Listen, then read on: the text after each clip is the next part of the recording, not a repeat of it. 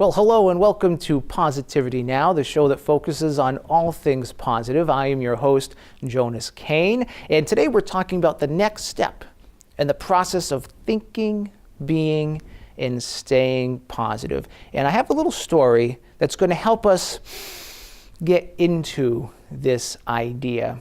And it happened a number of years ago. I was visiting a lake in Wisconsin. I spent a couple nights at this cabin at this lake, and on the last day of the trip, I realized something. I realized that I hadn't gone for a swim in the lake yet. And now my younger self would not have even have wanted to jump in the lake to go for a swim. But I had been feeling adventurous as of late at that time, so I decided I wanted to jump into the lake and go for a swim. And there was this floating dock out towards the middle, and I started swimming towards the dock. But then I hesitated. And I hesitated because I thought, well, what if I drowned? What if I had a medical emergency and I drowned? So I swam back to shore and just sat on the shore. And I got to really thinking how my younger self would not even have had this. I mean, my younger self wouldn't have even have gone swimming anyway, but my younger self, even if I did want to swim, wouldn't have had the thought of not wanting to be a burden to the owners of this cabin. But as I was sitting on the shore, something profound, something just clicked for me. And it's the reason why I'm telling you this story. As I sat there, I thought to myself, if I had someone with me, I would swim out to that floating dock. If I had someone there with me to make the risks a little less risky. To be sure, the reason that I didn't swim out to the floating dock wasn't out of a fear of dying, because just a few days earlier, before this event, I had gone skydiving. And I had never gone skydiving before, but I didn't just jump out of the plane willy-nilly. No, I was literally strapped to someone who had made that same jump thousands and thousands of times before, making the risk less risky. And that's the power of having a coach. That's the power of having a mentor. And that's what I realized sitting on the shore. I thought, what else am I not doing in my life? Because I've never had someone to make the risks of whatever it is I'm avoiding a little less risky, so I can jump into action and swim into the direction of my destiny. And that's the topic of today's episode. Enjoy.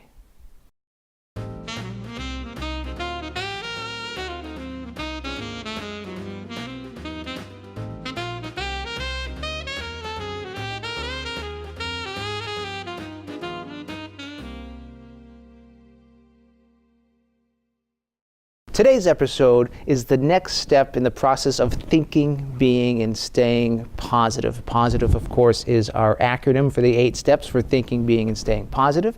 If the question is, are you positive? Well, today's answer is we have to ask, are we investing in worthy guides? This step is about investing in worthy guides. And what do I mean by that?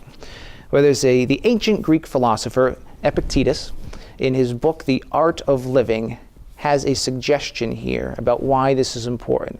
He says, one of the best ways to elevate your character immediately is to find worthy role models to emulate. There's a couple things here. One is that one is too small a number for greatness. I'm reminded of the quote that says, if you want to go fast, go alone. But if you want to go far, go together. Because having worthy role models to emulate will help to give us perspective. It helps to give us advice, help to give us words of wisdom along the way. Now, there is a reason why successful athletes in successful teams have coaches. Now, these coaches are people who have prior knowledge, they have experience, and they're able to offer their perspective, advice, and encouragement in that sport. But in the arena of life, it's the same type of idea. And I would suggest that if it's good enough for Tom Brady and the New England Patriots to have their coach Belichick, well, then it's good enough for me to have my own coaches and mentors in my own sphere of expertise. For example, I have a magic coach. I have a speaking coach. I'm not a natural speaker. When I was a child, incredibly shy, wouldn't talk to anyone. I had a severe stutter. I could barely get one word out. We have home videos of me as a child trying to speak, and no one could understand what I was trying to say.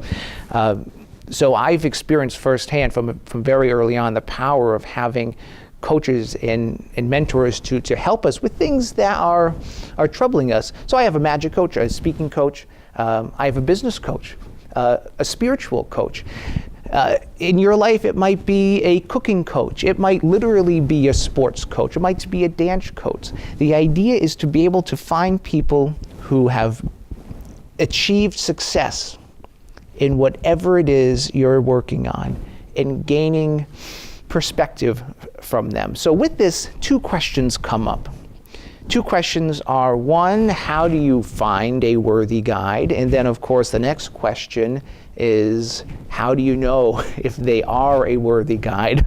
Because just because someone is a potential guide, that doesn't mean that they are a good fit for you. So I'm just going to list off a couple or a number of people who might be potential coaches for you. It might be someone who is a teacher or professor. There might be a manager or a supervisor at work, a pastor, a counselor. There might be a parent or a grandparent, an aunt or an uncle. There might be a friend, a business leader, and the list could really go on and on and on. And these are general terms, but even within those, you have people who have expertise in various places. The idea is that it's someone who has been to the top, has achieved something, some level of success, however it's defined by you, and they are also eager to help you achieve that as well. So a coach, to be a worthy coach, they'll be able to help you answer three key questions in whatever sphere of life, whatever life environment, whether health, career, family, friends. They'll be able to help you answer three questions about whatever it is you're working on. Number one, they'll be able to help you identify potential obstacles that you'll meet along the way. The next, they'll be able to help you answer the question of what skills that you need to train for and hone. And then the last one, they'll be able to help you if it's the right time. There is a season for everything, and windows of opportunities come and go. And the best time for harvesting might not be in the winter, just as a oversimplified example. So they'll be able to help you determine when to plan and when to act. I would suggest that planning is always in season, because if we fail to plan, if we don't make any preparation, let's say we don't get a coach, we don't get a mentor, and we just fly by life, instead of growing through life, we just go through life. Instead of being just a year older, I would suggest that we should be a year wiser as well on our birthday. So if we don't make those plans, when the window of opportunity comes along, well, oh my goodness, it's too late, because that is not the time to plan. That is the time to act, and a good coach will help you be able to figure that out. So another question we have here is to find a mentor that is specific to what you're doing. There's 5 simple criteria here in order to find one. It's number one, you have to ask yourself what it is you want to do in whatever life environment it is. Number 2, you're going to be looking for publications, books and videos, magazines, articles, classes, certifications that address whatever it is you want to do. Diving into these resources will reveal the gap between the skills and the knowledge that you'll need to get from where you are to where you want to be. Next, you'll ask yourself if there's anyone in your circle of family, friends, colleagues, peers, classmates, someone who is a prospective mentor for you in this area. There's always someone who will be eager to help, especially if they know us well. Now, once you've gone with the people in your immediate sphere, the next question is, do you know people who know people? So instead of being a prospective mentor themselves, maybe they can connect you to someone who could be a mentor. So we have prospects and we have connectors. And then start reaching out to these people. You'll be surprised how many people are truly eager to help, largely because oftentimes people don't get asked for their advice or for their expertise all that often. So you will truly be surprised how many people are willing to share the knowledge that has helped them achieve a level of success. And the last bit of advice for finding a mentor is don't forget to shoot for a celebrity mentor. Now, a celebrity in this sense doesn't have to be a literal movie star or a rock star. It doesn't have to be someone who is on TV. A celebrity, it's subjective. It could just be someone that you don't really know that well. Perhaps you've never even met them, but it's someone who you know is very well respected widely in that field. It could be a highly published author. It could be a popular lecturer, something like that. And reach out to them. I had an experience a number of years ago where I had an opportunity. It presented itself to me. I attended a lecture by a prominent magician by the name of Eugene Berger. And I grew up idolizing this man, watching him on television during documentaries, reading his books, studying his magic. And he was someone that not only I respected, but everyone in the magic community respected as well. And I attended his lecture. Said the customary hello and shook his hand, and I knew he lived in Chicago, and it just happened that a few weeks from then I was going to be visiting Chicago, so I took out his business card and just sent him an email, and I said, you might not remember me, but I attended your workshop. I'm going to be in Chicago. Might we be able to get together? I can buy you a cup of coffee. It was a long shot. But he said yes. He said he would love to have me over. So I got to go and sit in the living room of this idol of mine that I've been idolizing for years, simply because, one, I knew what I wanted. I knew where I wanted to achieve a level of success. And I had the nerve, the guts to just ask for it, to just reach out and know to ask. And while I was there, I want to show you this because this is kind of special. He did a magic trick for me, and it was a card trick. But unlike any other card trick, he simply had me. He laid out the cards face up, and he just had me select one.